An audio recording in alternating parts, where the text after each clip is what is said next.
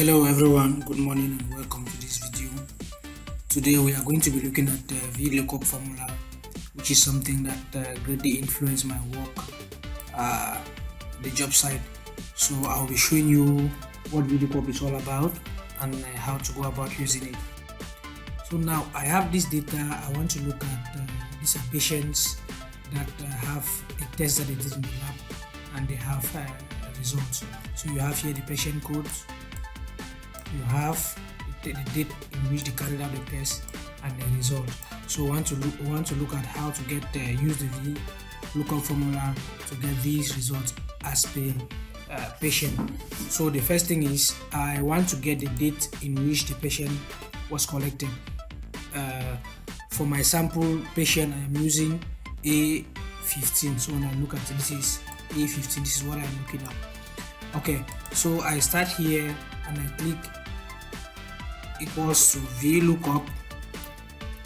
One thing you will notice is once you start typing, Excel already proposes the formula to you, and in many cases if you do not know what the formula is all about, you can always click you can always go down to the formula and click. When I click here, when I double click here, it opens this box, this dialog box on the right for me, where I can see what the formula is all about, how I can use it, and examples down.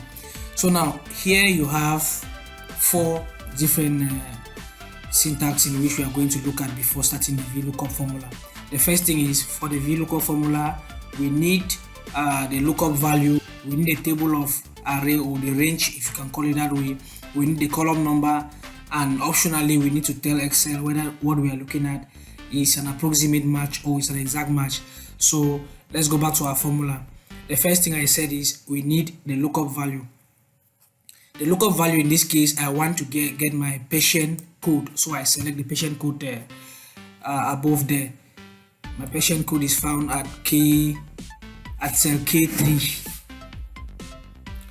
Yes, at K3. Now the next argument I need to give Excel is my table of array or my range. Where do I want Excel to look at this this code? I want it to look at this code here. I select all of this. Well, my data set here is just made up of 20 patients, but you could have a data set that is made up of thousands and thousands of patients that you need to treat. It could be patients, it could be report cards, and so on. It could be students, marks, and all of that. Now I have chosen my table of array. The next thing I need to do is the column number. Now when we talk about column number, we are looking at the column number in which the value we are looking for is placed.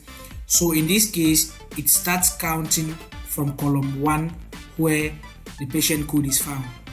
So you have C is counted as column 1, D is counted as column 2, E column 3, F column 4.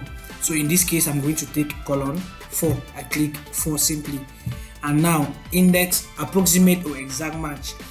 For the benefit of doubt, I always go with exact match. So for the exact match function, you have to use either false or 0. But since false is a little bit lengthy to type, I prefer going with 0. I close my bracket and I click enter. When I click enter, it gives me the date in which this patient was collected, which is the 30th of November 2021. I may want to go back down here to cross check. Here this is 30th of November 2021. I can do the same thing for the result, but now I will not want to be typing this entire formula. I can just go to the formula bar, highlight everything, copy it, come to where I want my results to be and paste it.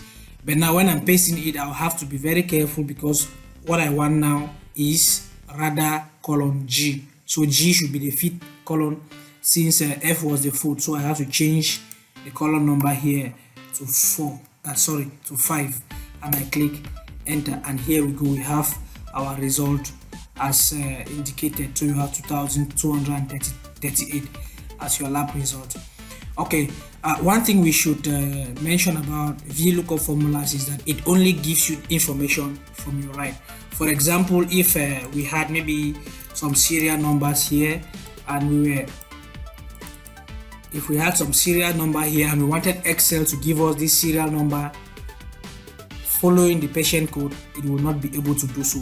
So if you wanted to do such a thing, it is best you use index match formula, which I'm going to make a video in the days ahead about.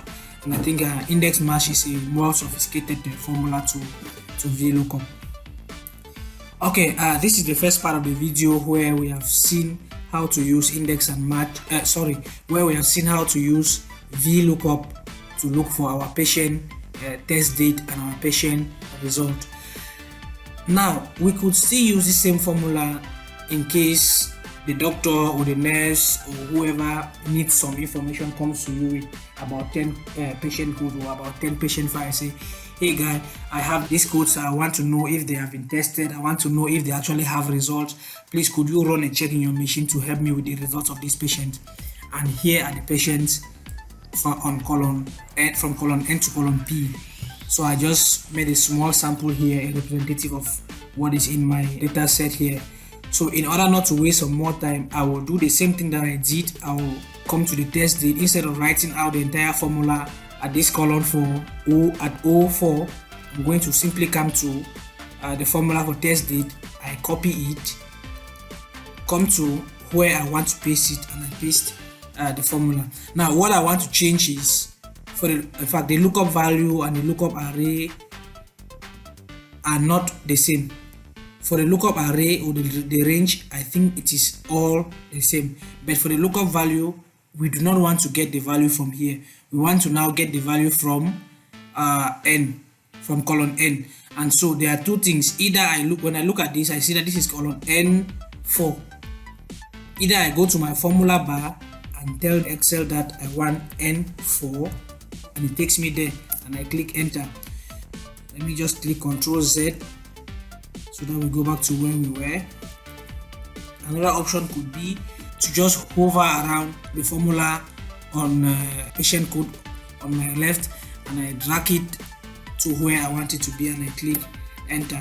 So this cell is not formatted to represent dates. So in many cases, I just want to copy the formatting that is found on my table and I paste it here, and I have my date. I want to increase that column a little bit. Now if I drag it down, I have all my patient collection dates. Now let me change this to A1 so that you see. When I am an A1, it does not give me the result, simply because as I was dragging down, the cell referencing was also being dragged down. So what you need to do is to fix your range while looking for your formula. So I will go back up here and fix my column. My column is from C4 to G23, so I just put a $sign in front there to fix. For some reason my F4 is not working to fix my cells, so in many cases I have to go manually. So once I've done that, I can now drag it down, and it gives me my collection date as indicated. The next thing I want to do now is to get the result of these patients that were collected. So I can go ahead and copy this again. So I'm just being a lazy boy who does not want to copy things to be writing formulas over and over and over. Okay, so I paste that there, and remember we have to change the column for result. We are no longer on the foot column, but now on the feet column, and we take 5 there, and it gives us the results. Sometimes I just want to format the cells the same way I have my data formatted. Okay, so these are the results of the patients. If you click here, you discover that it has not changed your range because the cells have been fixed. You also want to do a quick check to make sure that the values that are appearing here are actually the real values for these patients. So when I take A12 for example, he has less than 40. I can come to my table and look at A12, it is less than 40, so I can conveniently say that the results I have there are correct.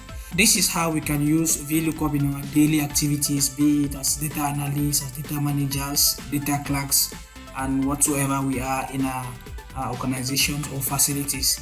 Let me know how you use VLOOKUP in your company, and if you love to know more about VLOOKUP. I'm going to make a video next week on index and match. You can subscribe, like, share this video if you enjoyed it, and stay tuned for next week. Bye bye.